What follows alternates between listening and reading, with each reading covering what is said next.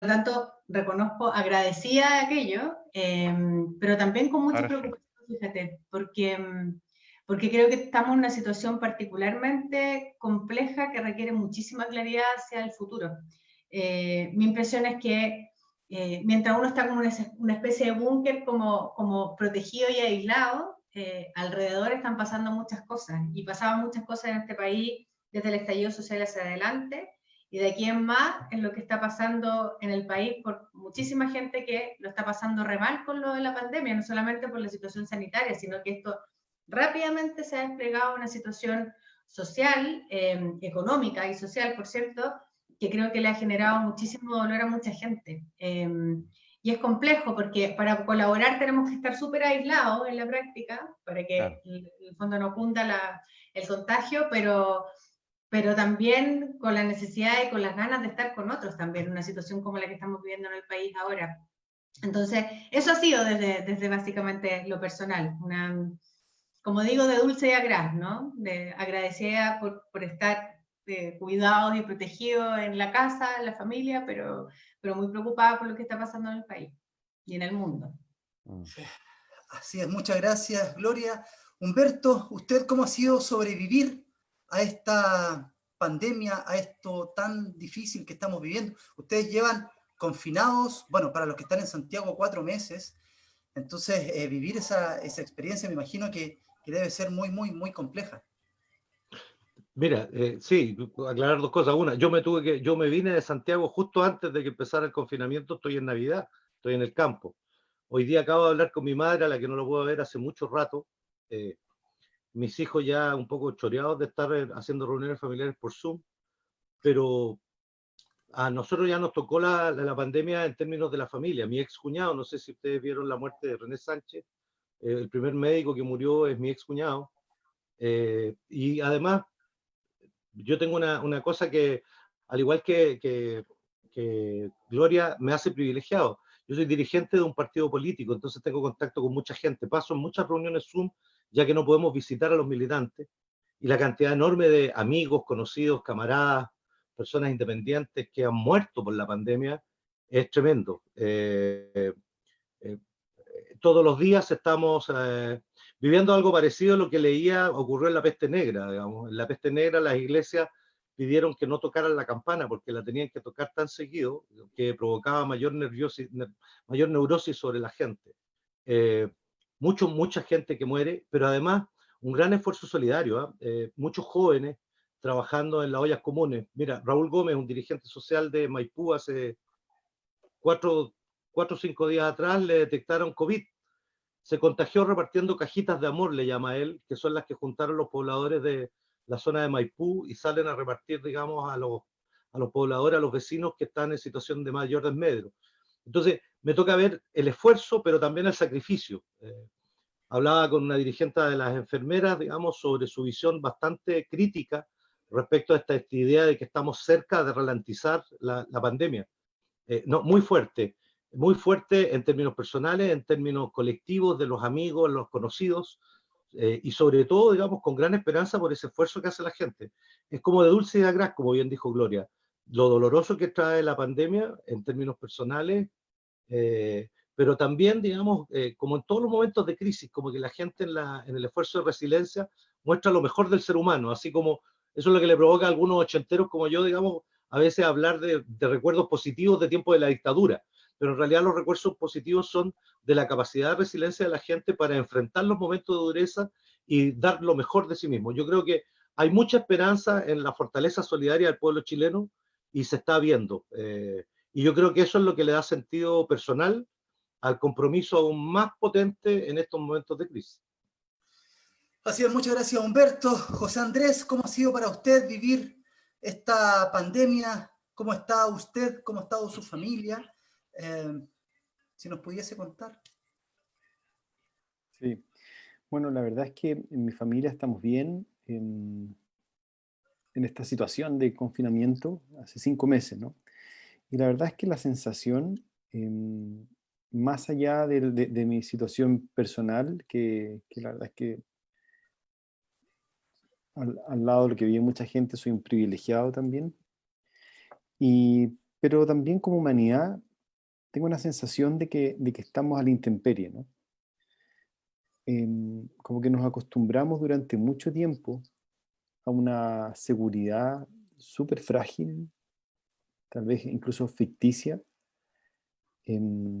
construida sobre un perdernos, como un perdernos de las cosas clave, y sobrevolar por la existencia, hasta que de pronto un movimiento, un pequeño giro de una partícula en un virus nos deja en una situación totalmente como vulnerable, ¿no? Nuestra fragilidad nos vuelve vulnerable, y esa probablemente es nuestra condición humana fundamental, ¿no? La vulnerabilidad. Y ahí te dejo el pie forzado, uno, para que ustedes también nos cuenten cómo están, y también para entrar en el tema de la confianza. La confianza es justamente una manera de hacernos cargo de la vulnerabilidad profunda de la existencia. Así es, muchas gracias, José Andrés. Y como usted bien decía, vamos a dar inicio a la reflexión de esta gestión de la confianza, este constructo tan importante, pero también tan mermado en estos días. Yo los quiero llevar a lo vivido y a lo realizado por estos dos líderes de opinión, personeros públicos con cargos públicos encargados de poder gestionar de alguna otra forma la confianza, y que a mí como un simple ciudadano no me parece bien lo hecho por Hugo Gutiérrez con el tema del video que se filtró de la Armada y de la subsecretaria de la Infancia, Carol Baum, tratando de no separar algo que es crucial, que es que las instituciones deben estar lideradas y deben pertenecer al núcleo que pertenece. Entonces, cuando hay una conjugación de poderes del Estado, la confianza se ve mermada. ¿Qué piensa usted, Gloria, con respecto a lo realizado por el diputado Hugo Gutiérrez y por los dichos de Carol Baum? Yo creo que en momentos donde uno pasa por esto de antes, por cierto, de la pandemia, y yo creo que el estallido social, el malestar que finalmente viene en estallido en Chile, mucho tiene que ver con esta situación respecto a las instituciones en general. Y mi percepción es que si hay quienes tienen que contribuir justamente al respeto de esas instituciones, porque yo creo que tenemos una posibilidad única ahora con el plebiscito y con el proceso constituyente de poder como reencauzar institucionalmente el malestar de la sociedad, pero para que ello ocurra, yo creo que los actores públicos, más que nadie, están obligados a generar condiciones necesarias de respeto a las instituciones, de respeto a las instituciones básicamente de la democracia que tenemos, ¿no? Y ahí es donde yo creo que hay un problema, porque en el fondo, claramente, cuando alguien no es capaz de distinguir la separación de poderes del Estado, por ejemplo, ¿no?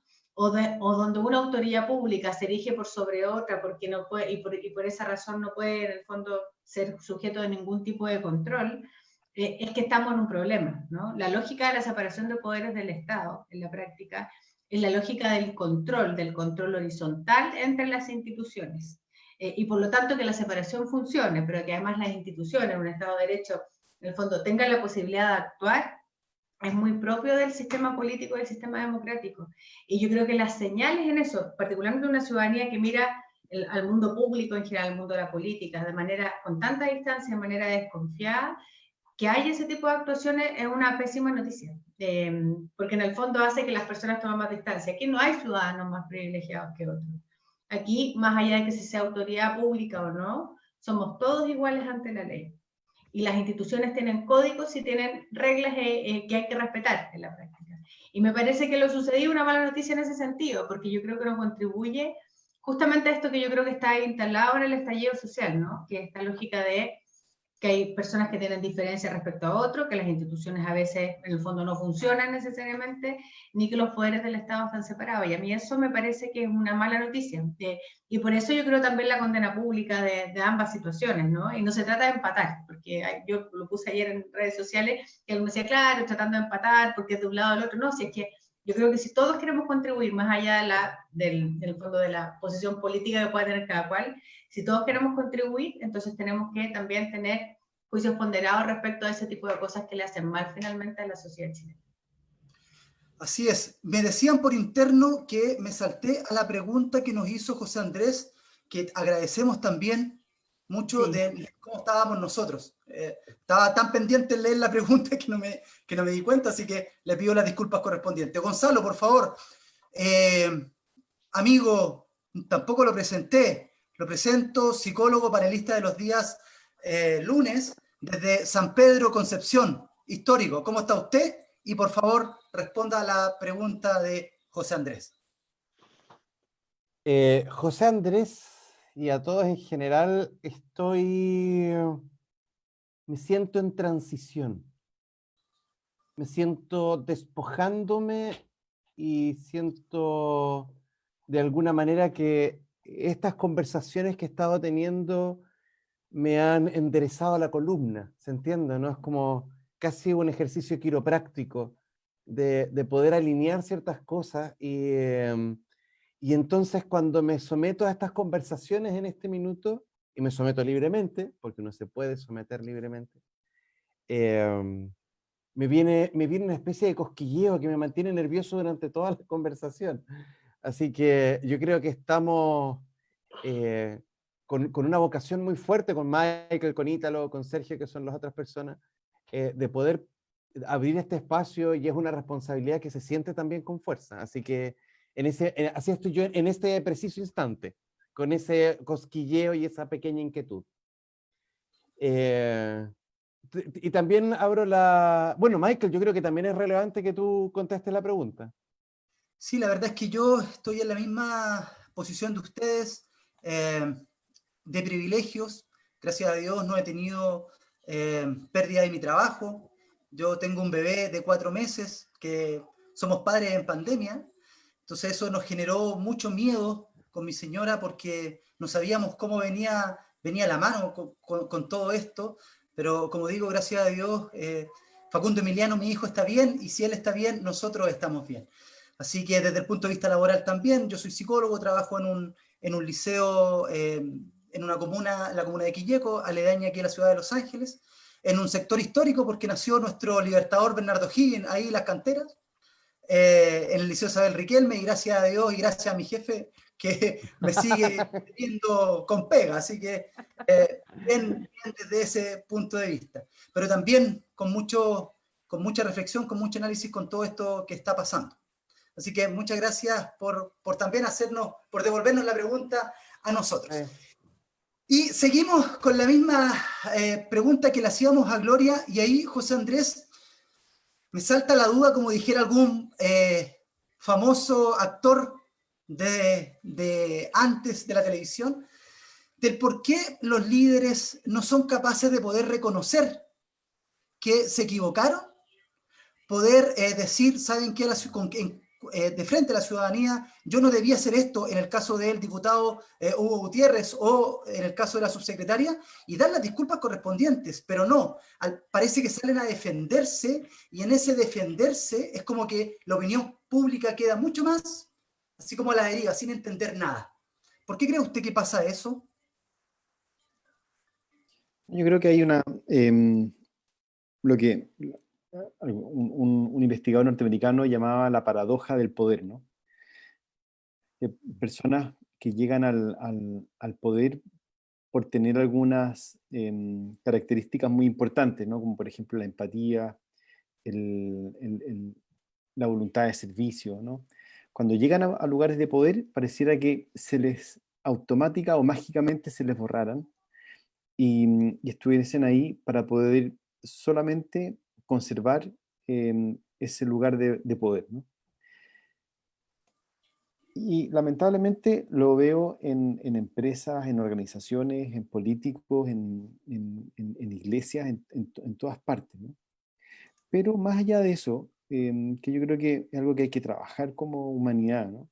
Y la verdad es que me complica muchísimo, porque veo que aquellos que llegan a los puestos de poder son justamente aquellos que hicieron todo para llegar a esos puestos de poder, y las personas que quieren realmente comprometerse y servir y, y estar al servicio de los demás, no llegan a puestos de poder, ¿no? Porque no les interesa muchas veces, ¿no? Entonces, como que estuviésemos a merced como de poderes narcisos, ¿no? De poderes narcisistas, que quisieran solamente servirse a sí mismos y no servir a los demás, ¿no? Y aunque suene medio quizás naif, creo que el poder sí debiera ser y un poder contemporáneo, ¿no? Si nosotros sacudimos la palabra poder y sacudimos el concepto de poder contemporáneo, debiéramos ser capaces de hacer brillar o hacer caer un nuevo concepto que hoy día es el que se necesita. Yo creo que estamos probablemente, así como Gonzalo, en un tiempo de cambio en el que van a ir cayendo algunos paradigmas que los teníamos, pareciera que fueran parte de la naturaleza humana, pero eran solamente una condición transitoria. Y puede ser que eso tenga que ver con el poder y con la manera de ejercer el poder. Lo que hizo Carol Baum, a quien yo le tengo estima en lo personal, creo que deja de relieve la necesidad de preguntarnos por la separación de poderes. Nunca antes habíamos hablado de Montesquieu, ¿no? Y la necesidad de separación de poderes. Eso fue, quizás también me acusarán de ingenuo, ¿no? Pero es una oportunidad también para poner sobre el escritorio algunas necesidades, incluso filosóficas y políticas, que antiguamente ni siquiera se cuestionaban, ¿no? Hasta hace muy poco la confusión de roles, de planos, de intereses incluso era la norma. Hoy ya nos escandaliza. Y eso es un tremendo avance. Humberto, ¿usted qué opinión le merece todo esto que pasó este fin de semana? Mira, más allá del episodio de las redes de Hugo Gutiérrez y su enojo frente al control por el marinero, y el hecho gravísimo de que un funcionario de la Armada difunda su conflicto con el parlamentario, y del exabrupto de la subsecretaria, que claramente un exabrupto rompe la lógica de la política. Más allá de los eventos, este debate medio empate ahí de descalificaciones mutuas, yo concuerdo plenamente con Gloria en que aquí hay un problema institucional cuando autoridades cometen estos errores graves. Pero creo, mira, no quiero ser el pesado aquí, pero si vamos a hablar de la confianza, asumamos que en el país la confianza está en una crisis tremenda. O sea, yo desconfío en este minuto, planteo, aquí hay que sincerar, pues, si no vamos a hablar en abstracto de la confianza. Yo desconfío de si hay una voluntad de hacer un plebiscito. Creo que hay un manejo de la pandemia casi intencional de generar confianzas aparentes y seguridad aparentes que van a terminar impidiendo o buscando impedir que se realice un plebiscito. Creo que hay una distorsión de la opinión pública en un monopolio absolutamente antidemocrático en los canales de televisión.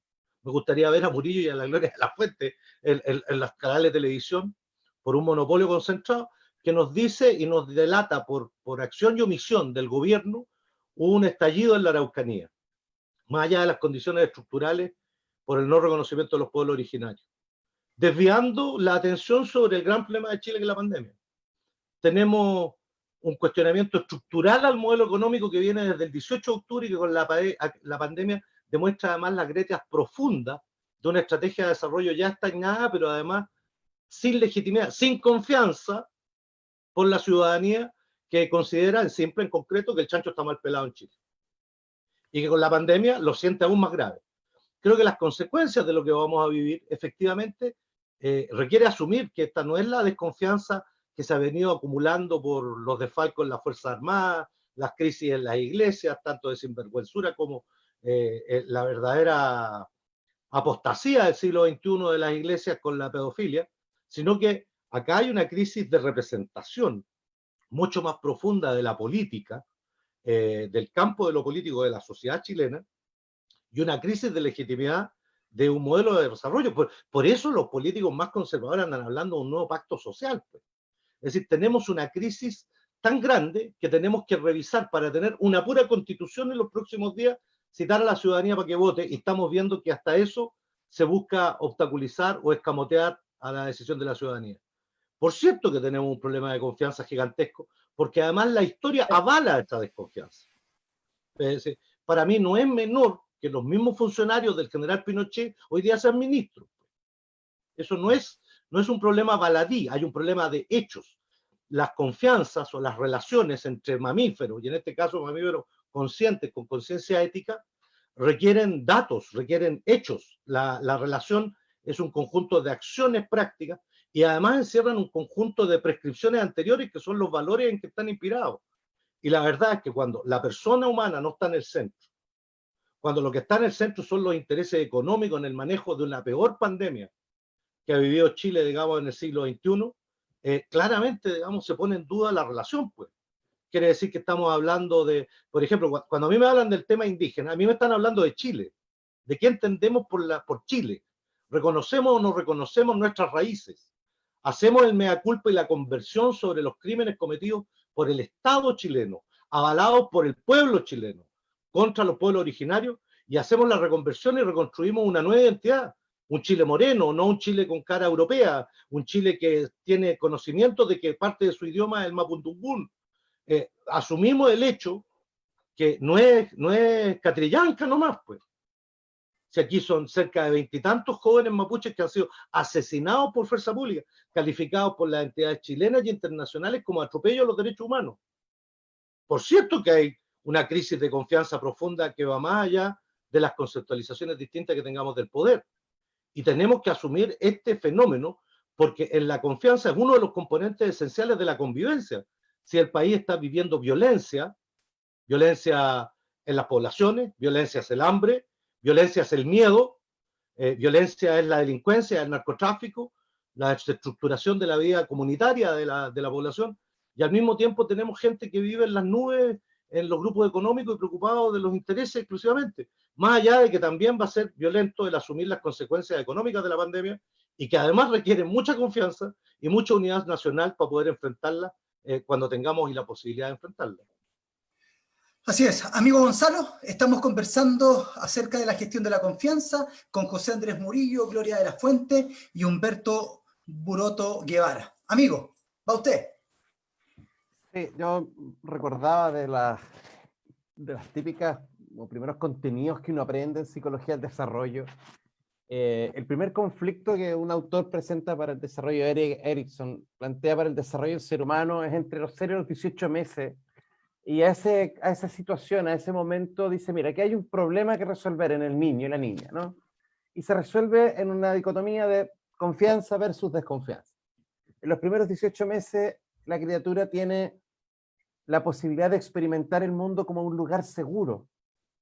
Y a partir de esa primera experiencia, seguir construyendo sobre ella procesos posteriores. Yo siento que nos pasa, tanto en la biografía individual como en la biografía nacional y como en los distintos momentos que estamos viviendo, que cuando empiezan los nuevos procesos, cuando algo nace en nuestro país, esos primeros 18 meses no se resuelven bien. No se resuelven bien. Estamos viviendo una pandemia en donde tenemos grupos de personas hablándonos de que las vacunas van a ser en realidad rastreadores y microchips para saber dónde estamos ubicados en el mundo, como si nos supieran con nuestros celulares ya.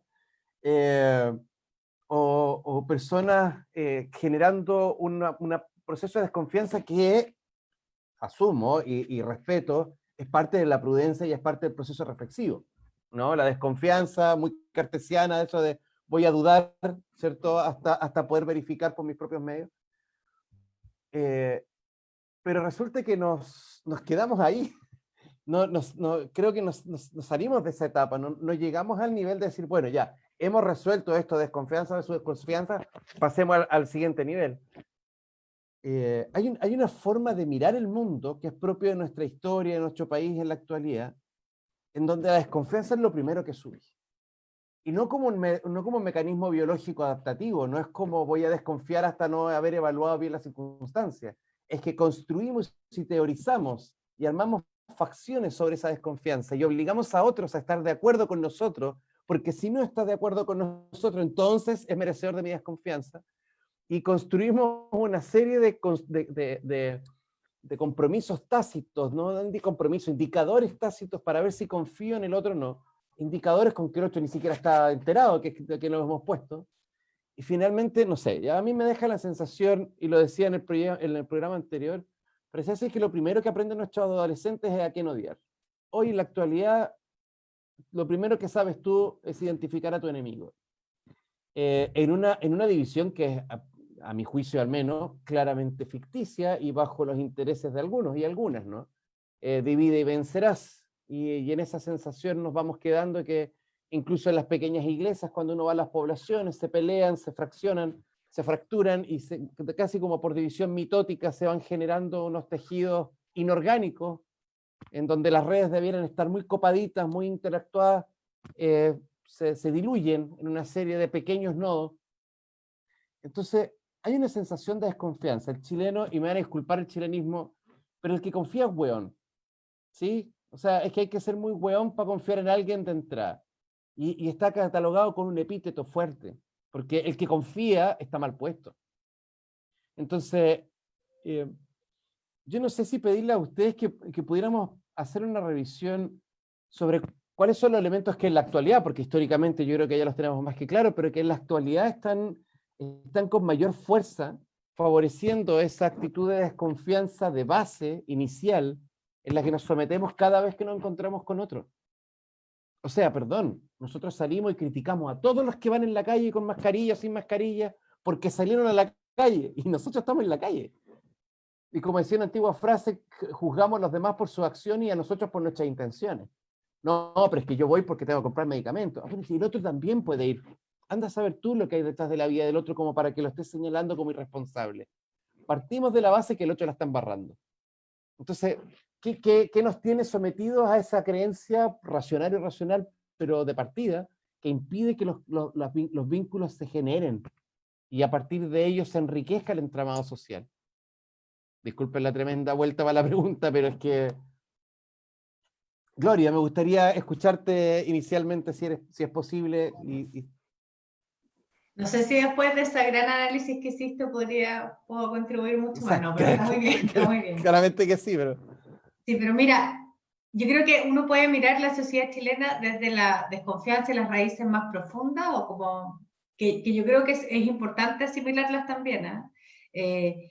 17 años de dictadura y después 30 años de retorno a la democracia probablemente no son suficientes para que pasen muchas generaciones que crecen y se socializan con el miedo, y con el miedo que finalmente genera desconfianza. Yo creo que la sociedad que nosotros tenemos es una consecuencia de aquello, más un tipo de modelo. Yo creo que ahí sí creo que el modelo de desarrollo, el modelo económico tiene mucho que ver, el modelo que es individualista en general, que además le dice a las personas permanentemente, y quiero dar un ejemplo respecto a eso, le dice a las personas permanentemente, en buen chileno, rásquese con sus propias uñas, porque la verdad es que el sistema no soporta, y por lo tanto el sentido de comunidad se empieza a perder, a deteriorar, genera, yo creo, el tipo de sociedad que tenemos. Y por muestra un botón, hemos estado discutiendo a propósito del retiro del 10% del fondo de pensiones, y hace muchos años atrás, más de 10 años, el debate que tenemos sobre el sistema de pensiones en Chile.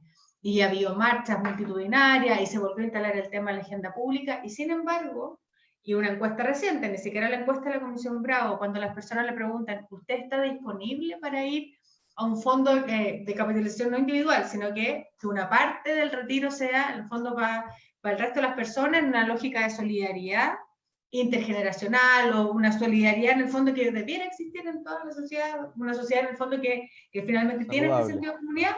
Y la gente dice que no. En la práctica lo que quiere es una solución individual a problemas individuales y no mira la lógica colectiva. Yo creo que en eso algo perdimos, ¿no? Algo perdimos, porque creo que esto grafica probablemente muy bien también la manera que tenemos de relacionarnos en general. Un mundo individualista que le dice a las personas, arrégleselo usted mismo, en realidad lo que pasa en su comunidad, en su vecindario, no importa, porque si usted en realidad tiene la mejor alarma y se protege y tiene perro grande en su casa y no sé qué, no le va a pasar nada, y no importa lo que le pasa al vecino, es un país, es una sociedad que pierde ese vínculo, que pierde el sentido de comunidad. Y yo creo que ahí está la raíz como más profunda probablemente de esa desconfianza también. Si yo no me relaciono con el otro, yo desconfío del otro. Este país, en muchos estudios, tiene índices de desconfianza interpersonal, ya ni siquiera en las instituciones, que tienen probablemente otra explicación, otro derrotero también, pero un índice de desconfianza interpersonal súper alto. Porque la gente desconfía, y entonces, ¿cuál es la expectativa, la esperanza? Y por ahí voy terminando. ¿Cuál es la expectativa, la esperanza que uno tiene de un movimiento social, un estallido social, ¿no? Después de este malestar como evidente que arrastramos hace mucho tiempo? Que si esto se conduce de manera adecuada, que es lo que es la esperanza que uno veía en las calles cuando todos los que salimos a marchar o participamos en alguna manifestación, lo que veía tú en la calle era una recuperación de ese sentido de comunidad, o al menos esa necesidad de tener ese sentido de comunidad. Pero eso implica un cambio de modelo que es mucho más largo. Y yo creo que ese es el desafío que tenemos. Esto no es el proceso constituyente, porque probablemente si logramos entre todos construir, o una comisión constitucional logra construir una nueva constitución, pero no hacemos y no miramos el proceso de más largo plazo, que implica reconstruir un modelo de sociedad, un modelo de confianza, un modelo de desarrollo, y eso es, en definitiva, un nuevo pacto social, va a ser súper difícil que ocurra lo que debiera ocurrir, ¿no? Que al final del día tengamos un mejor sistema político, una mejor democracia, un Estado que de verdad le responda a las personas y que no le genere mayor vulnerabilidad o mayor sensación de vulnerabilidad frente a este tipo de situaciones. Y ese es el tremendo desafío que tenemos como país, porque aunque parece fácil decirlo, yo creo que en la práctica hacerlo es muy difícil y requiere mucha voluntad y requiere, entre otras cosas, abrirse y confiar que es posible hacer esto y que hay una responsabilidad personal en poner el grano de arena que corresponda en seguir ese proceso. Ahora no sabemos si seguir confiando en lo que voy a plantear, pero leía en las noticias o en algún periódico que decía que la confianza ahora la AFP subió porque nos dieron el 10%. O sea, como que desconfiábamos de la AFP, pero ahora como nos dieron el 10% y hay algunas que lo dieron de un sopetón, ni siquiera en 2 cuotas, ahora la confianza de la ciudadanía en la AFP aumentó. Entonces, es como muy paradójico eso, que se dé, o sea, como...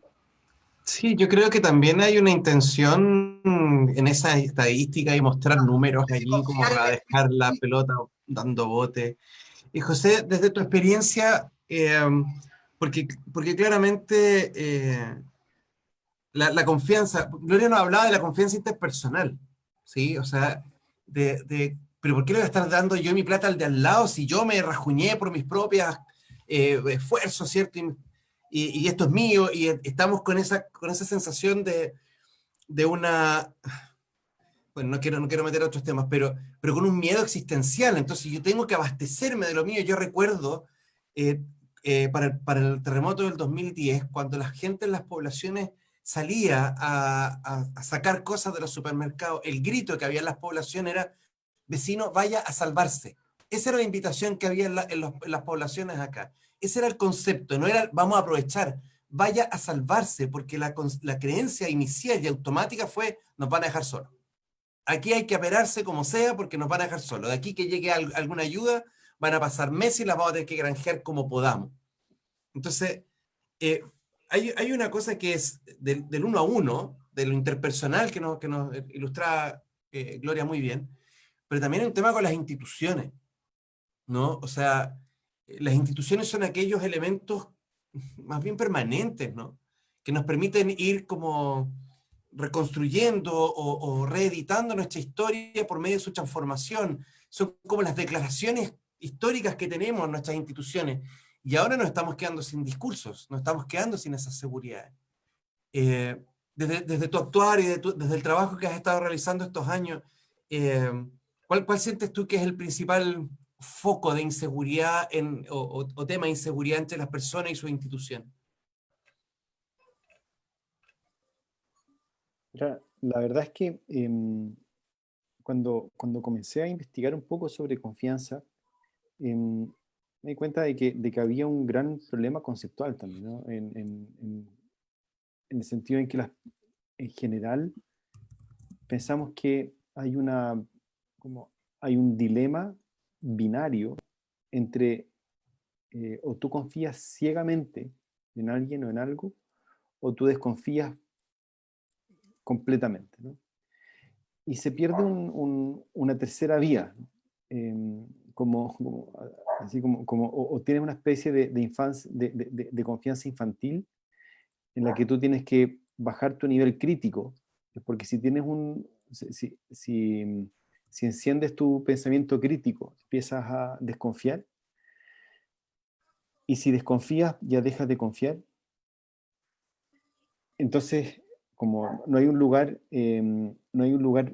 crítico posible, ¿no? Para poder establecer relaciones humanas, ¿no? Entonces ahí me surgió la necesidad de encontrar una tercera vía, ¿no? Y ahí fue que le puse confianza lúcida, ¿no?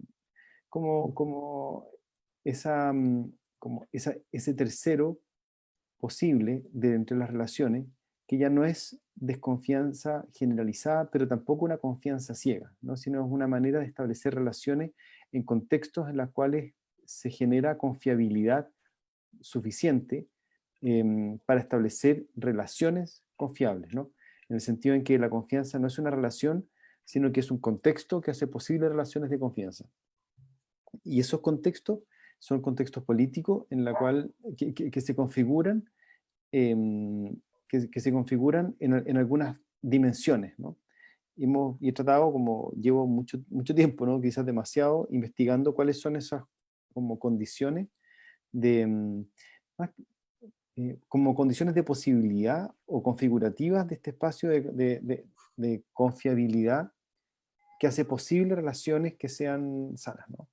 Y ahí he ido llegando como a la primera, como por ejemplo la justicia.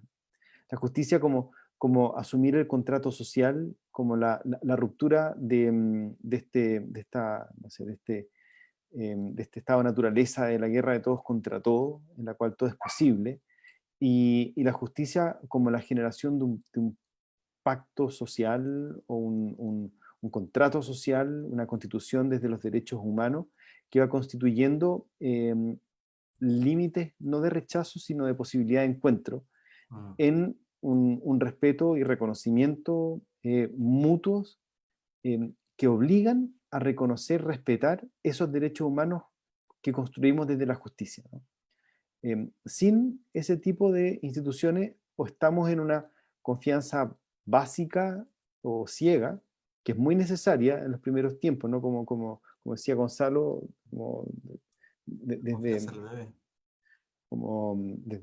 no sé, Erickson, que fue creando esta necesidad de confianza básica en los primeros tiempos.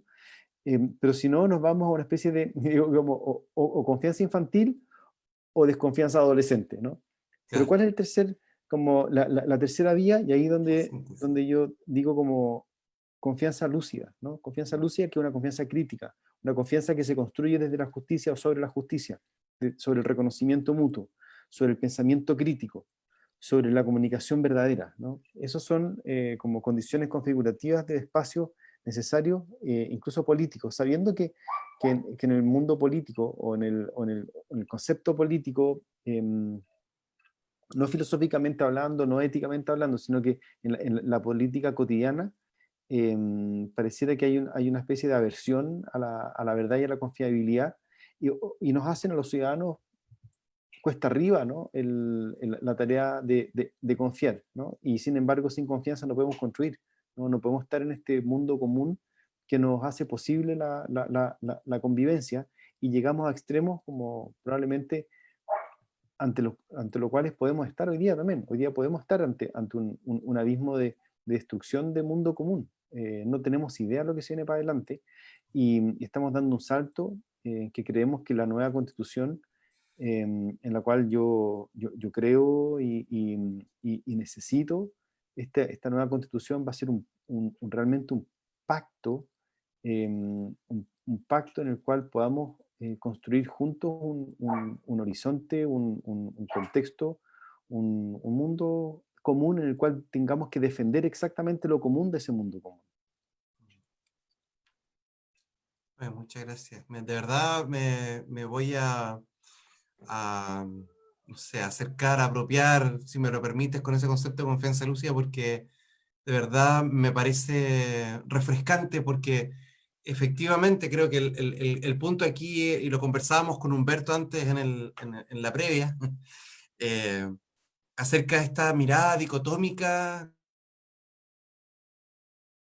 que tenemos, en donde o es todo o nada, o es confianza plena, o es absoluta desconfianza, en donde o amamos u odiamos a nuestros ídolos, todo es de una forma u otra, y lo reflexivo, el matiz, se toma como ambigüedad, como debilidad, como indecisión, como algo malo, no permitido.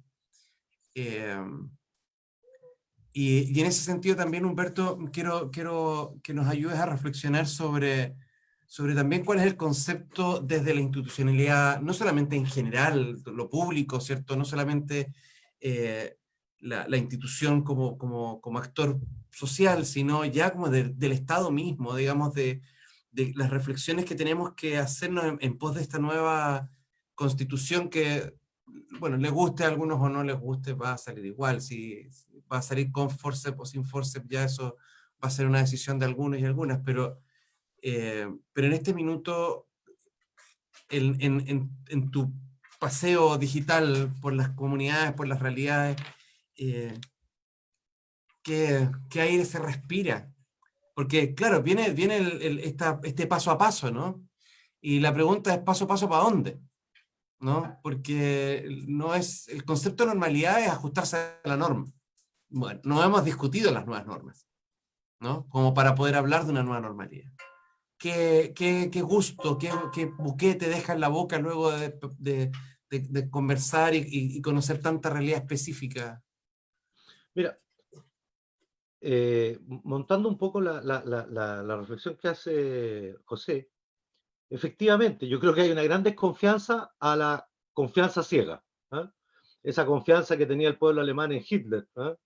En su Führer, o la confianza ciega en el capitalismo que devasta el medio ambiente, o la confianza ciega en el partido o en la iglesia. ¿Ah? Esa confianza, gracias a Dios, enfrenta un escepticismo brutal. Yo en eso creo que el mundo ha dado avance y creo que la comunicación, las redes, la comunidad ha dado un efecto madurez. La pregunta es: ¿factible que en las sociedades fortalezcan confianzas, por ejemplo, la unidad política, social de un pueblo como el finlandés, que es capaz de salir de la guerra, reconstruirse y convertir una sociedad tremendamente igualitaria? ¿Es factible esos procesos? ¿O la confianza del pueblo chileno celebrando el día 6 de octubre la esperanza de reconciliarse, recuperar la paz, que hubiera respeto a los derechos humanos?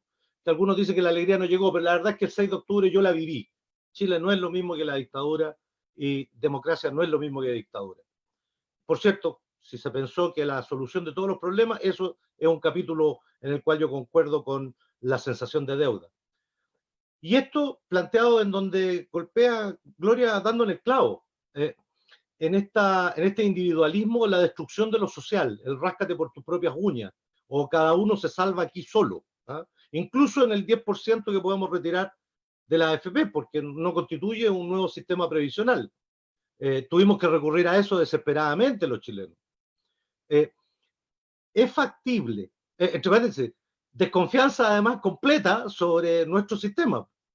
Piensen ustedes que aquel que vive en un condominio y paga salud privada, hoy día se da cuenta que deberíamos haber invertido en que todos estuvieran sanos, porque no basta con que yo esté sano o tenga acceso a un ventilador mecánico, si me va a contagiar el cocinero, el jardinero o los vecinos. ¿Eh?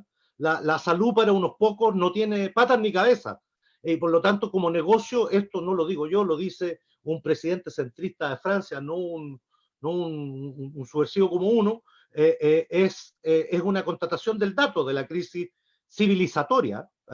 Yo creo que los niveles de pobreza que vamos a vivir por el desastre económico, vamos a ver nuevas pobrezas como las que vimos en otras épocas en Chile, Son casi 3 millones de empleos que se han perdido. El presidente hizo... Viene una nueva época distinta, ¿ya? Por lo tanto, la pregunta es, bueno, ¿dónde podemos regenerar confianza si están dañadas, como bien dice Gloria, y las encuestas lo demuestran, incluso a nivel personal? Pareciera que todo el mundo cree que el hombre es un lobo del hombre, entonces para sobrevivir entre la manada de lobos, te conviertes en lobo y generas la profecía autocumplida.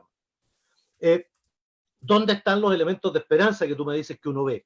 Bueno, hay uno que es, en mi opinión, clave. Yo creo que se mencionaba ahí por el sentido de recuperar cierta posibilidad o ver la luz al final del túnel en la acción colectiva, ¿eh? La gente que marchó. Pero también se horrorizaba y desconfiaba de la propia marcha cuando veía la destrucción, la violencia, la radicalización. Por lo tanto, ¿qué es eso de la acción colectiva que permite generar ciertos elementos de decir, yo con el otro puedo trabajar? Claro, hay otros valores que no son solo el producto de esto, porque la confianza es producto de hechos, de ciertos valores que se conjugan. Por ejemplo, un valor muy importante que es la solidaridad o el laico, la fraternidad, es un valor sustancial a la acción colectiva cuando tú te relacionas con otros.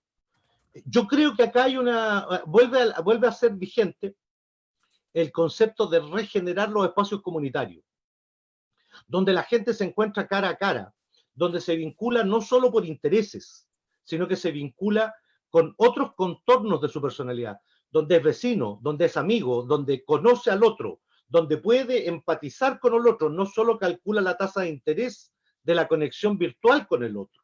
Ese espacio de lo comunitario, que es además co-creador dialécticamente de una persona y por lo tanto de un ciudadano, porque son las personas las que hacen la comunidad, pero la comunidad la que forma a la persona, ¿ya? Es fundamental en nuestra institucionalidad. Esto se pensó en otras generaciones, en otras épocas. Está en las revisiones o en las especulaciones de los primeros analistas de lo que es la idea democrática. La idea democrática era mucho más ambiciosa que ir a votar a una urna. Era una forma distinta de relacionarse. Era el gobierno del pueblo, para el pueblo, decía Lincoln. Y eso implicaba una serie de desafíos mayores. Nosotros, para poder fundar nuestra convivencia política, tenemos que refundar una democracia al hacer una nueva constitución. Y esa democracia requiere raíces profundas en la comunidad, en la junta de vecinos, en el poder y el empoderamiento que la ciudadanía tiene que tener en la comuna para controlar la corrupción, para generar espacios públicos, para generar espacios de vivienda, para generar barrios, para generar soluciones sanitarias comunes. Fíjate que hoy día en el lenguaje de la administración moderna se habla de gobernanza. No hay ni una posibilidad de enfrentar la delincuencia y la inseguridad si no es con la participación de la comunidad. Y tenemos policías en Chile que son desconfiados de los pobladores y los pobladores le tienen desconfianza a las policías. Es decir, ninguna posibilidad de generar gobernanza porque además la comunidad está escindida, está pulverizada, atomizada. Yo soy un ferviente creyente de esto, de la idea de que el centro de nuestra acción del Estado, de la formación de la vida social, de la vida, incluso de la producción cultural, se basa en esta dialéctica entre la persona y la comunidad. Y eso tiene que ser parte de nuestro debate. Yo lo veo, mira, ¿de dónde vienen haciendo la Constitución si no es de los cabildos? ¿Y qué eran los cabildos? Era la comunidad que se reunía. ¿Qué fue la parte que le dio cierto sentido y racionalidad al estallido del 18 de octubre? Los cabildos, donde la gente, al principio intolerantes, ¿no es cierto?, que llegaban los militantes de los partidos políticos y los tiraban a tomatazos. Había que llegar con una bandera mapuche. Mira, qué notable, los militantes de los partidos andan con banderas mapuche. Hoy día tenemos claramente que profundizar la reflexión. Los propios partidos tienen que constituirse en comunidades que son capaces de hacerse autoconversión, revisión, limpieza. Si alguna vez resurgen las iglesias en un proceso, va a ser a partir de sus comunidades de base. Sin duda, una reforma en las Fuerzas Armadas, en todo eso, requiere, para generar las confianzas en esas instituciones, para generar la disciplina y renovar los valores de esas instituciones, algo que tiene que ocurrir desde la base hacia arriba, no es solo un fenómeno que se imponga por ley.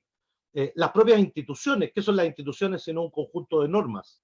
En las cuales la gente tiene que creer en la norma y tiene que creer que el otro va a respetar la norma. Esas son las instituciones que permiten... por lo tanto, yo creo mucho, digamos, que el poner en el centro el trabajo de la comunidad, el reencuentro de la comunidad, donde estos elementos valóricos fundamentales se produzcan, ejerzan, se desafíen prácticamente, no solo teóricamente, sino que en la práctica, en la ortopraxis del comunitarismo, de la relación comunitaria, del reconocimiento al otro como alguien digno, es fundamental para la convivencia. Y esto es tremendamente revolucionario desde el punto de vista político, porque obliga a una sociedad distinta a la que tenemos, ¿eh? En la cual la comunidad tiene poder para controlar a aquellos que tienen poder, controlarlos pública y controlarlos también moralmente, porque finalmente todo esto es un debate, una deliberación de carácter ético de un pueblo que elige qué valores y qué principios son los que van a construir su convivencia. Y en este caso, la única posibilidad de que encontremos ese capital para enfrentar los grandes desafíos de este tiempo, estamos viendo un colapso de una civilización. Acá no se puede seguir produciendo frente al medio ambiente y al clima como lo hemos venido haciendo. Hay que aprovechar la crisis de la pandemia, porque cualquier reconstrucción económica a nivel mundial obliga a tener parámetros absolutamente distintos de lo que entendíamos por desarrollo. Y eso se van a basar, entre paréntesis, en recoger lo que las comunidades dicen. Una pura muestra. ¿Se imaginan lo que es Chile si recogemos el tremendo contenido ideológico de nuestros pueblos originarios respecto a la relación con el medio ambiente y le damos canalización, enriqueciéndonos los chilenos con lo que nos enseñan ancestralmente los mapuches y que nosotros recién estamos leyendo a los papas o a los científicos? Ahí hay un potencial gigantesco de una identidad y efectivamente es ese el fermento, la levadura para que pueda generarse la confianza entre las personas. Muchas gracias, Humberto. Estás muteado, Michael. Ahora sí. La comunidad sin límites ha manifestado varias preguntas, hay varios comentarios. Les voy a dar lectura. Dice Daniela Bonhart, dice Michael, la pega es un derecho, no una paleteada. Tiene toda la razón. Pau Constanza dice, ese es un tema pendiente que tienen los que hoy están en posiciones de poder. Creen que son intocables y que es debilidad reconocer errores. Es importante que la sociedad no justifique ni deje pasar este tipo de situaciones. Ya partió el tiempo de exigir. En octubre se dio el primer paso y las autoridades ya deberían entenderlo. Vicente Acevedo Mardones dice, parece una subordinación hacia los poderes, quizás como pleonasmo, más poderosos en ocasión que esto no han sido capaces de una purga. Sergio Hernán Vargas dice, lo del sur no es menor. Él mismo dice, la labor silenciosa de miles religiosos también es necesario destacar.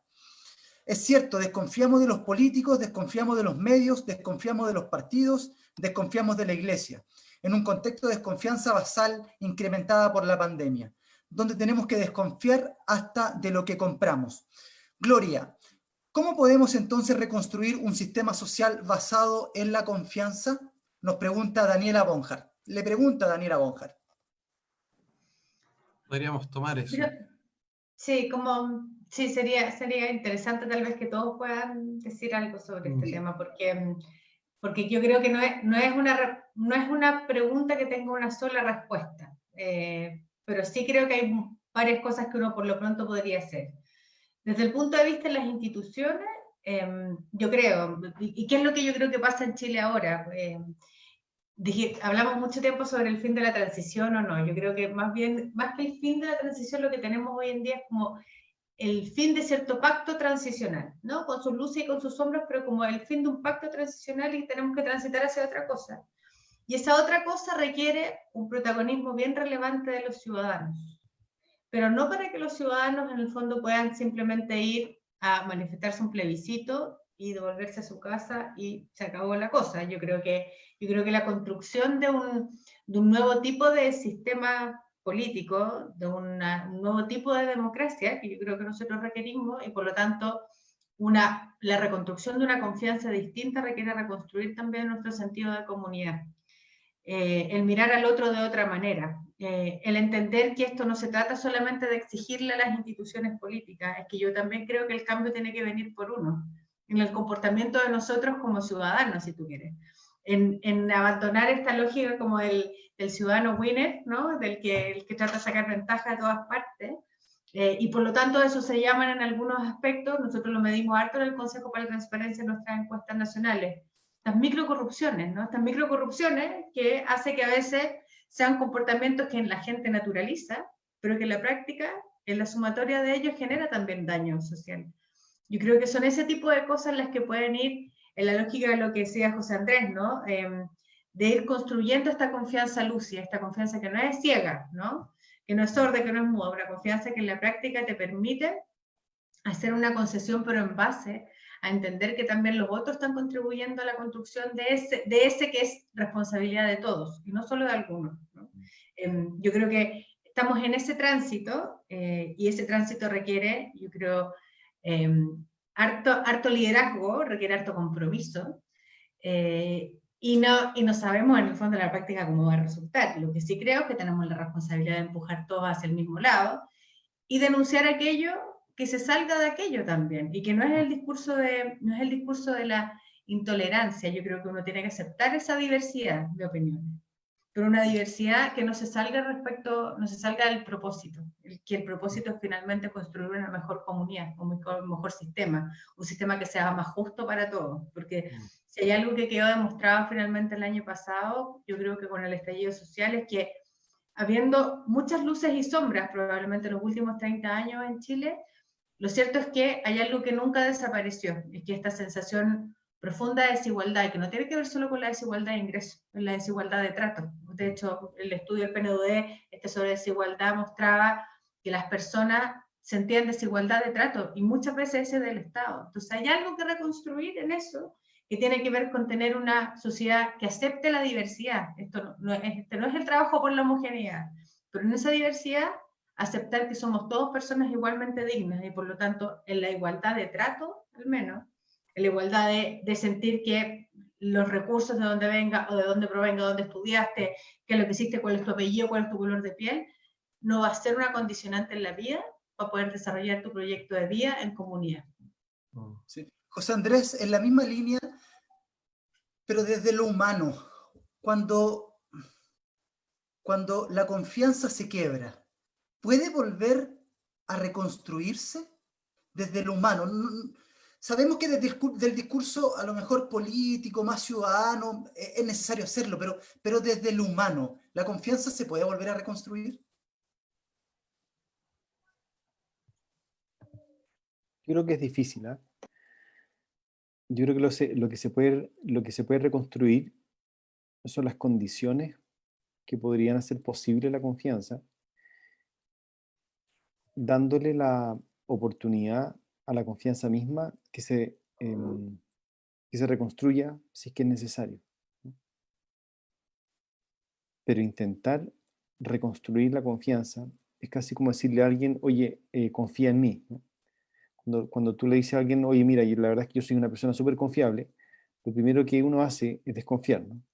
Lo mismo pasa con la reconstrucción de la confianza. Yo creo que la reconstrucción de la confianza, si es que es posible, es en base a la construcción de las condiciones de la confianza, como por ejemplo la justicia, el reconocimiento mutuo, la aceptación, ¿no? el pensamiento crítico, ¿no? Una comunicación verdadera, la verdad. Yo creo que la verdad cada vez estoy más convencido de que la verdad es básica para la confianza, ¿no? Digo que antes no estaba tan convencido porque es difícil saber lo que es la verdad, ¿no?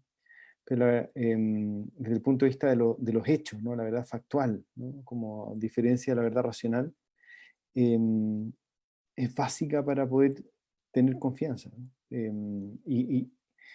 Y es repulsiva a veces para los políticos, muchas veces, como lo que hemos visto ahora, como desde Trump y otros más que manipulan los hechos desde una conveniencia, y que no es nuevo, ¿eh? Uno lo veía como, no sé, hay estos artículos, estos pequeños tratados, son pequeños, pero son tratados profundos sobre la verdad y la política de Hannah Arendt entre los años 60, ¿no?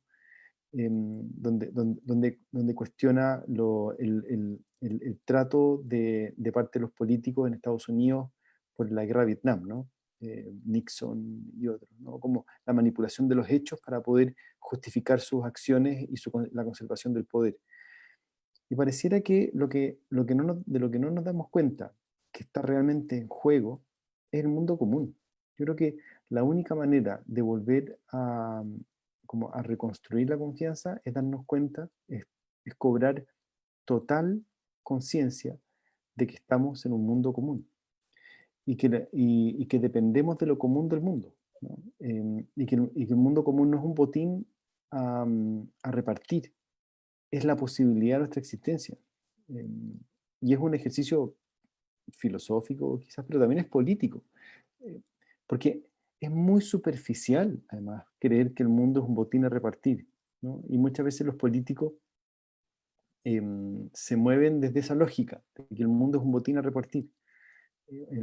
Cuotas de poder, cuotas económicas, cuotas de lo que sea, ¿no? Pero si nosotros nos damos cuenta de que la única posibilidad de seguir existiendo es defendiendo, construyendo y fortaleciendo lo común del mundo común, es decir, lo que participamos. Ahí yo creo que Humberto tiene razón ahí, en el que de qué me sirve tener un seguro de salud impresionante si el del lado, si es que yo no cuido el del lado tampoco me cuida, ¿no? Y no solamente el del lado, es el espacio entre nosotros que tenemos que cuidar para poder desplegarnos, ¿no? Y constituirnos como una comunidad verdaderamente humana. Muchas gracias, José Andrés. Rodrigo Carrasco dice, y aquí voy a la pregunta a Humberto porque él también la hace, somos iguales ante la ley en sentido nominal, pero, Humberto, ¿somos iguales ante la ley en sentido real? Pregunta Rodrigo Carrasco. De partida, los seres humanos no somos iguales, somos diferentes, y esa es la gracia. Incluso con el tema de las discapacidades, uno podría ejemplificarlo claramente. Alguien que ve no es igual a alguien que no ve, independientemente de que esa persona carente de vista pueda desarrollar sus sentidos, su inteligencia, su educación, su espiritualidad, y terminar siendo tan o más valioso que el que ve, y demostrar que a veces se ve sin la vista. Pero los seres humanos, esta condición de la naturaleza en la que no somos iguales, se ve agravada además por las condiciones sociales. Claramente no somos iguales socialmente. En Chile, por ejemplo, uno de los escándalos que clama al cielo es que depende de la cuna el proyecto de desarrollo de vida que vas a tener hasta el día de hoy, desde nuestra independencia a nuestros días. O peor aún, que la distribución del poder en nuestra sociedad llega al extremo, digamos, que está concentrado. Chile no es ni capitalista. Yo discuto cuando hablan de que Chile es un país neoliberal. Este es un país oligárquico. El mercado no funciona, ni siquiera la ideología capitalista funciona en plenitud. Humberto, pero desde esa dinámica, pero ante la ley. O sea, si nosotros no somos iguales ante la ley y no confiamos en la justicia y en la ley, ¿qué más que no nos estamos queda? siendo iguales ante la ley, pues. Michelle, mira, hablé del tema mapuche, por Dios. O sea, claramente hay una desigualdad ante la ley. Vemos al director del Instituto de Derechos Humanos visitando las cárceles, viendo las comunidades mapuche hoy día, o podemos ver efectivamente cuál es la situación de la resolución en nuestros tribunales de justicia. Nuestra justicia es muy imperfecta, por eso es doblemente absurdo cuando a esta justicia tan imperfecta, que la están cuestionando tanto, se pide pena de muerte, penas irreversibles, digamos. Es el populismo punitivo que existe hoy en día, ¿ya? Y además es injusta no solo en la relación con la ley, sino que es injusta, digamos, en el origen de los conflictos sociales que se van a producir por esto. Pero mira, vuelvo a tocar aquí, ya que estás poniendo el tema de la ley, voy a poner el ejemplo precisamente en esta igualdad ante la ley del problema de la confianza. Yo soy un convencido que la confianza sí es construible, siempre. La confianza es un capital que es producto de otras cosas, por ejemplo, todos los elementos que mencionó José. Pero acá hay una definición clave. Yo tengo una profunda confianza en el ser humano, en la posibilidad de salir del pecado. Creo que la sociedad alemana pudo resarcir del hitlerismo y del nazismo. Creo que en la sociedad rusa, más allá de los problemas que tienen ahora, hay un surgimiento incluso de espiritualidad tremenda y profunda. Creo que los pueblos pueden recuperar niveles de confianza. No es lo mismo antes de la independencia de Estados Unidos que después de la independencia. Y por cierto que hay procesos involutivos en esa materia. Y en términos personales, si no creyeran esto, habría que dejar a los presos eternamente, porque no podríamos recuperar la confianza para que pudieran regenerar un proyecto de vida. Creo profundamente en eso. Lo que tengo dudas es de nuestra sociedad, la capacidad de disponer de los medios y la decisión moral, política, económica que implica hacer que estos procesos sean posibles. Y es por eso que cuando hablamos de la confianza de un pueblo, para recuperar, por ejemplo, una cosa tan simple, como que la ley nos trate igual, no por los recursos económicos, no por la raza, no por el origen, sino que nos trate igual, al mismo delito, a la misma sanción. O peor aún, cosas más simples de la ley, que a las mujeres les paguen el mismo sueldo que a los hombres, por hacer la misma pega. ¿Ya? Esto requiere cambios estructurales muy importantes en nuestra sociedad. Son las revoluciones que estamos viviendo, la cuarta ola de la revolución feminista, que en Chile tiene que tener consecuencias en la próxima constitución. Esto requiere que el proceso se haga desde la comunidad. Mira, en la práctica implica un proceso de conversión personal. Munier lo decía claramente en la década del 30. Si yo quiero hacer un mundo no contaminado, tengo que dejar de contaminar. Algo de eso es la intuición de los jóvenes que optan por ser animalistas o incluso veganos algunos, que no necesariamente se asume plenamente el humanismo que encierra esto, pero efectivamente tiene que haber un proceso de conversión en términos de medio ambiente, tiene que haber un proceso de conversión en términos del racismo inherente de nuestra sociedad chilena, que nos impide ver a los pueblos originarios. Tiene que haber un proceso de verdad de conversión de cuáles son nuestras conductas democráticas. Por ejemplo, yo completaría toda la crítica que hace José, que la comparto plenamente, con la pregunta, bueno, ¿y qué hacemos para tener políticos que sean decentes, que no abusen del poder, que tengan partidos que trabajen por la democracia? ¿Cuál es el proceso de conversión que tiene que haber ahí? Porque no nos basta con disparar a la bandada. De partida, no todos los milicos son atropelladores de derechos humanos, no todos los empresarios son explotadores, no todos los carabineros son asesinos, no todos los políticos son ladrones y no todos los izquierdistas son terroristas. Por cierto que no, pues la mayor parte de la gente honesta y decente la mayor parte del día y del tiempo.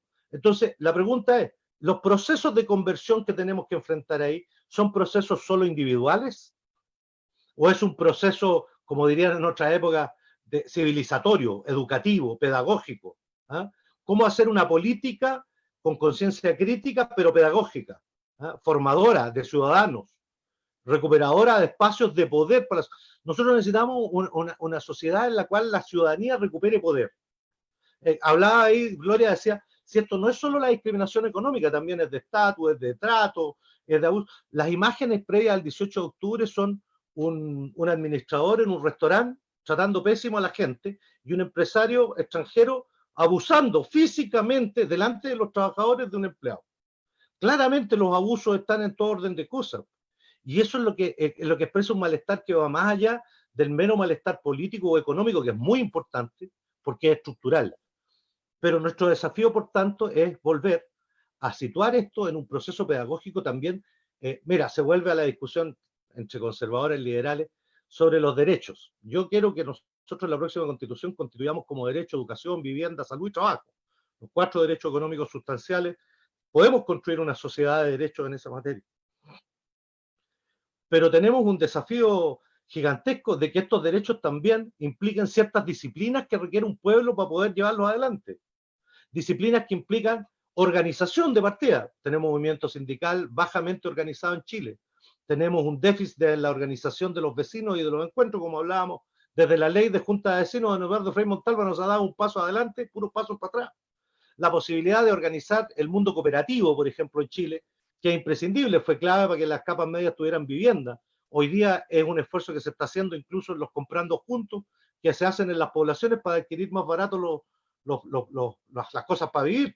Tenemos un espacio de regeneración del tejido social en Chile fundamental.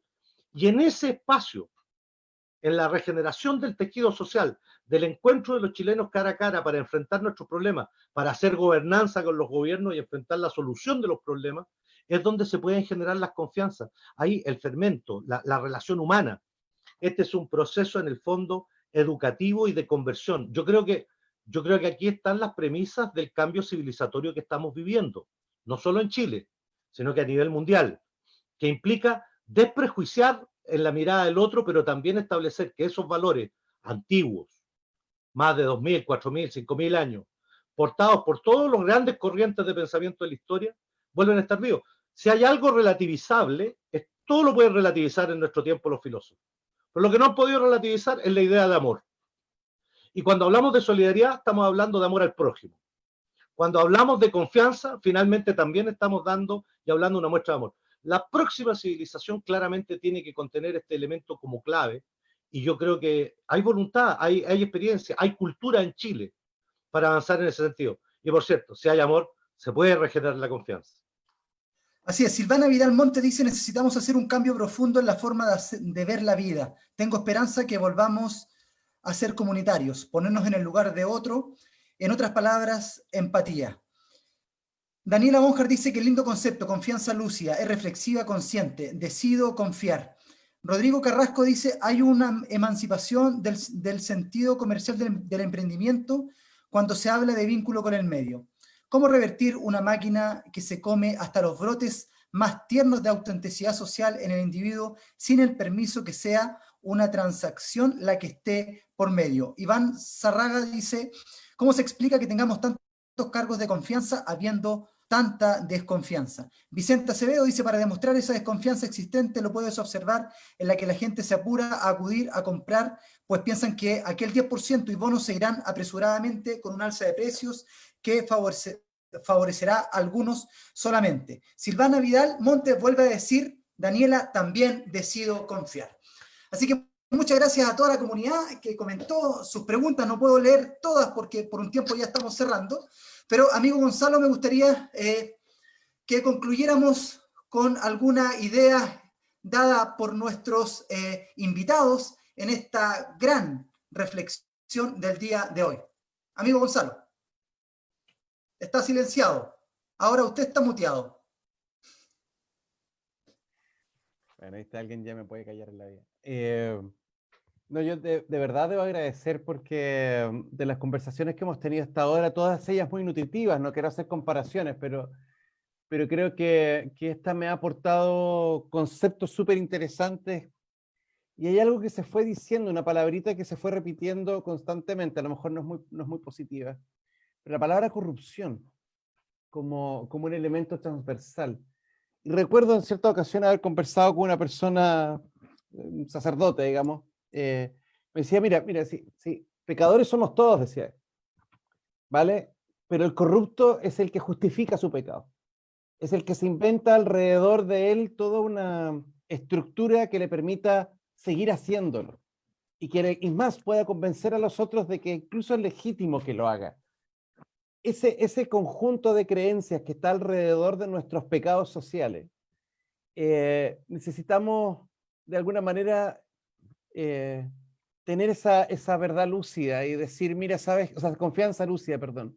Y sabes que, con todo el respeto, porque a lo mejor me equivoco yo en el concepto, ¿no? Pero hacia la persona no hay tolerancia, hacia la persona hay respeto.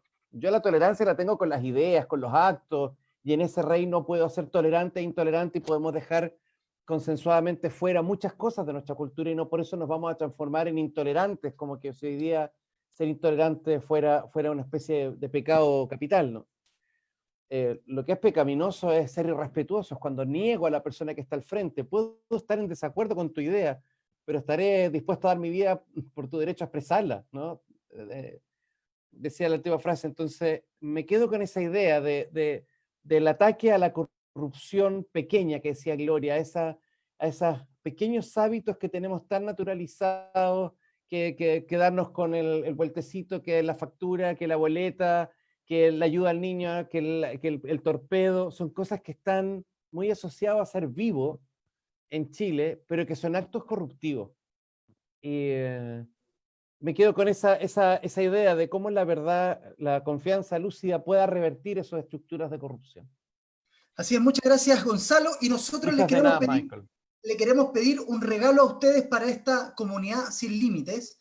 Sabemos que no está preparado, pero con cariño, con amor, ¿nos pudiesen ustedes dar alguna sugerencia, dar algún mensaje, algún libro, si ustedes quieren que nosotros podamos leer a través de esto mismo que estamos conversando, para estos tiempos tan complejos de pandemia, tener que sea como un aliciente para seguir adelante? José Andrés, alguna frase filosófica que para usted ha sido súper importante, algún autor, no sé, lo que nos quiera regalar con harto cariño.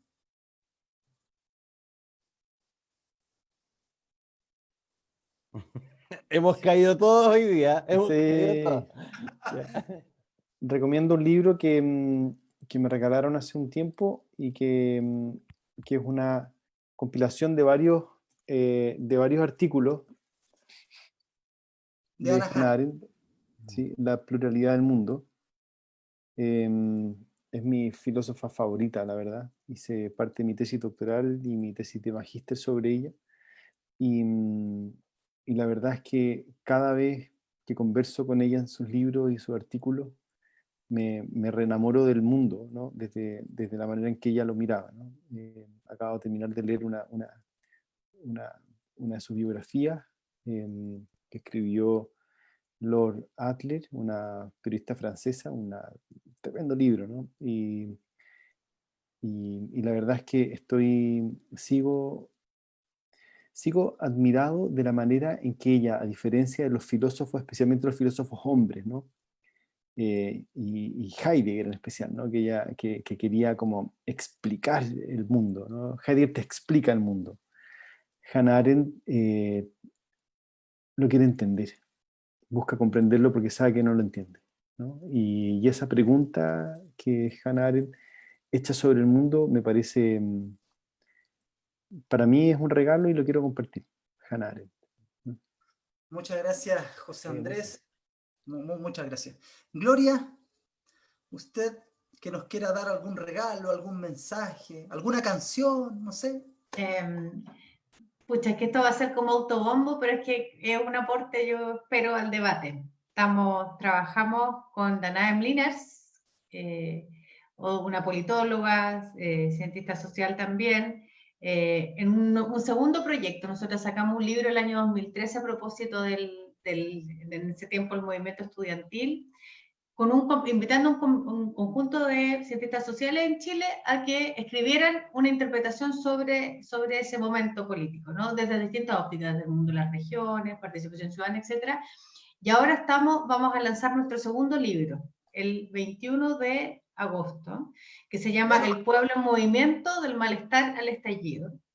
Y es una siguiente mirada, o sea, en el fondo nuestra pregunta base es, ¿qué pasó en casi 10 años en este país que del evidente malestar que teníamos no supimos hacernos cargo y terminamos finalmente en un estallido social como el 19 de octubre del año pasado, o sea, el 18 de octubre del año pasado?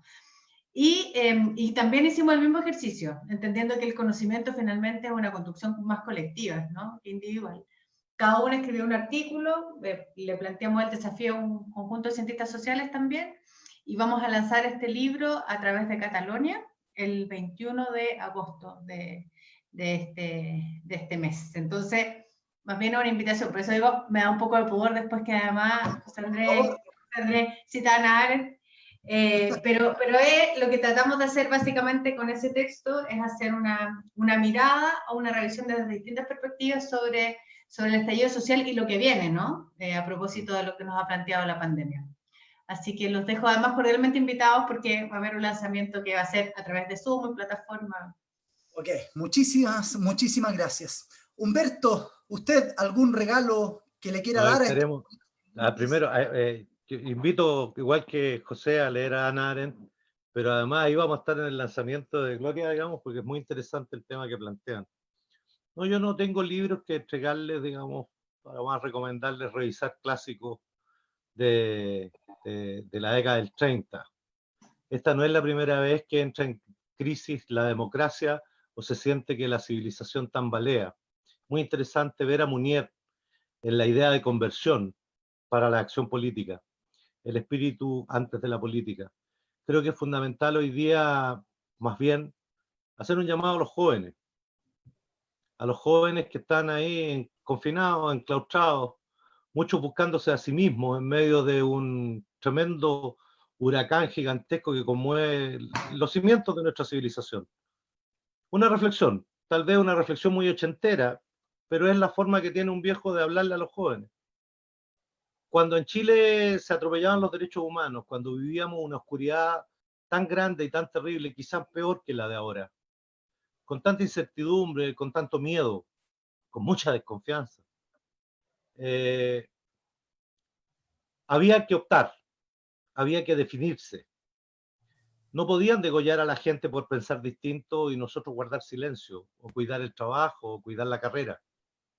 Y nosotros reflexionamos sobre esto mucho.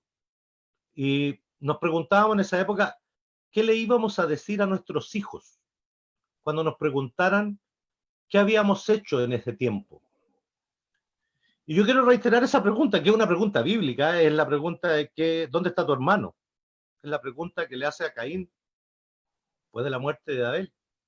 Yo llamo a los jóvenes a preparar la respuesta que le van a dar a sus hijos cuando les pregunten, papá, mamá, en tiempos de pandemia, en tiempos de calentamiento global, cuando existía este conflicto con nuestro pueblo originario, cuando había delincuencia en nuestras poblaciones, cuando volvió el hambre, papá, ¿qué hiciste tú? Y yo invito, digamos, a preparar esa respuesta y invito a participar. Creo que los jóvenes que se buscan a sí mismos tienen que descubrir que en realidad cuando nos abandonamos a nosotros mismos y empezamos a encontrar al otro, es cuando realmente empezamos a existir verdaderamente. Y esa es una sabiduría acumulada que los filósofos de distinta orientación terminan llegando siempre a donde mismo.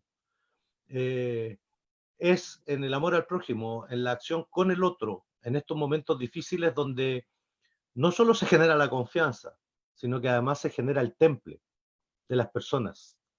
El acero se enfría lento y se puede quebrar, se enfría rápido y se puede quebrar. El temple es un proceso distinto de la formación de las personas, que nos permite salir de los peores lugares, de los peores calabozos, de las peores torturas, de los peores momentos, y nos permite con resiliencia y en la formación de ese temple, en las opciones concretas, generar la fuerza que es capaz de transformar la realidad y el mundo. Ya hay generaciones que han tenido la oportunidad de hacerlo y tenemos la oportunidad de transformar 2 veces la historia de Chile. Y eso está por delante en la construcción de un plebiscito, una nueva convivencia, en mi opinión, como le he puesto a la Fundación, en la creación de un nuevo Chile posible, con las grandes promesas que tenemos que ver cómo nuestra generación es capaz de ver si somos capaces de concretarlas en la historia concreta de las personas que nos acompañan en esta generación. Muchas gracias, chiquillos, felicitaciones. Sobre todo les dejo un gran agradecimiento por haberme invitado a participar.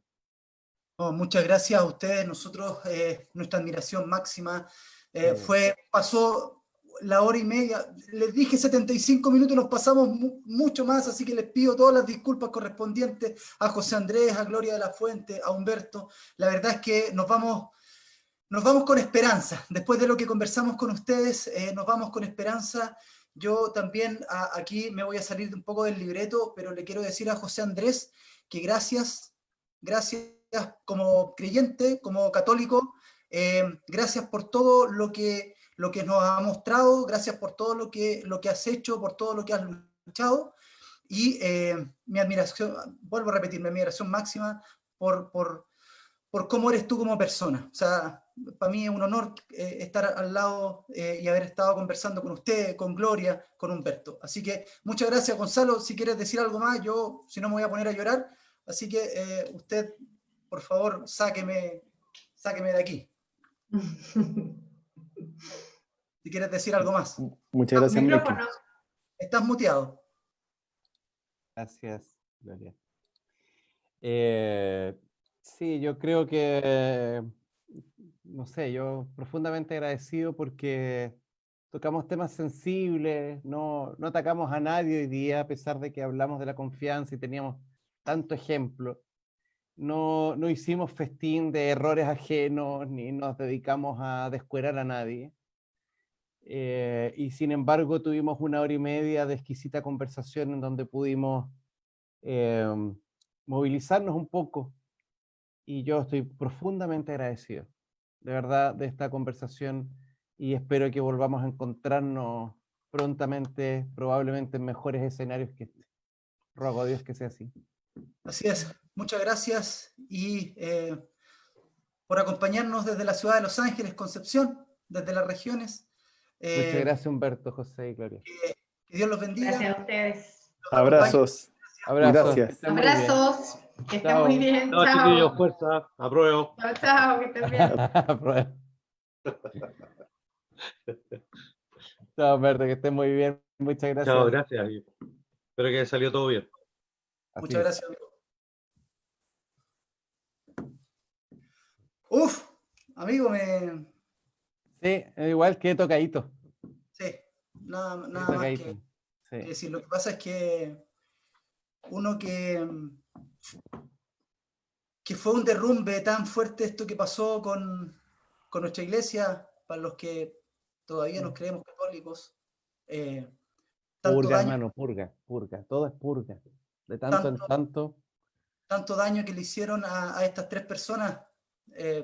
Entre nos acá teníamos a James Hamilton también que nos iba a acompañar junto a José Andrés, pero por circunstancias de la vida, bueno, Dios sabe por qué hace las cosas, pero para mí ellos son, son unos estandartes Sí.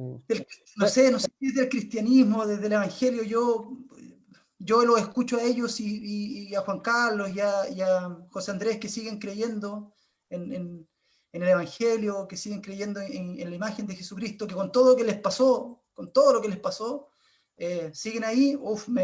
Para mí de verdad es un tema. Y la fuerza también no, la claridad de Gloria, la simplicidad de poder hacer las cosas, ¿no? Espectacular. Y bueno, Humberto, un hombre que también sufrió la dictadura, estuvo preso. ¿Tú lo conoces de antes él? Sí, o sea, lo he escuchado. Ya, pero no habían conversado antes. No, jamás, jamás. Sí, muy cercano.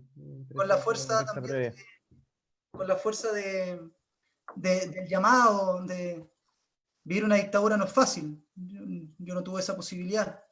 Así que, no, Crucemos excelente. los dedos que no la tengamos, hermano. Ojalá que Sí. nunca, sí. Sí, yo Amigo, creo que, mira. Sí, no, mira, yo me quedo con una sensación de reflexiva. Mira que honestamente yo creo que conforme van avanzando los capítulos, como que se va decantando más eso de no, que está bien empezar con el tema de la coyuntura, etcétera, está súper, pero llegar a reflexiones que cada vez van siendo un poquito más profundas y esto se vuelve una acción nutritiva, no solamente discursiva, ¿cachai? Entonces, igual estoy que me muero por un cigarro, loco, así que... amigo, el miércoles vamos con Sergio. ¿Sabes Ya. quién está el miércoles? ¿Me da Vamos, licencia, jefe? claro, si querés estar, amigo, por favor, no hay problema. Estamos con la presidenta del Senado, Adriana Muñoz, que nos va a acompañar, y Camila Vilés, que ella es presidenta o vicepresidenta de una juventud feminista, porque vamos a hablar de la importancia del rol de la mujer desde la política, desde la acción social, y ahí nos van a acompañar ellas. Así que es un honor. Vamos a tener una figura, bueno, todas son figuras, pero vamos a tener la presidenta del Senado, que pasa a ser Está en calcetinero. la presidenta de un poder del Estado. Así que nada, ya. Ya, buenas noches. Besito a Facundo. Show. Chao, paz. Chao, amigos. Nos vemos. Un Saludos a abrazo, tus hermanito, que esté muy bien. Nos vemos, hermano. Chao.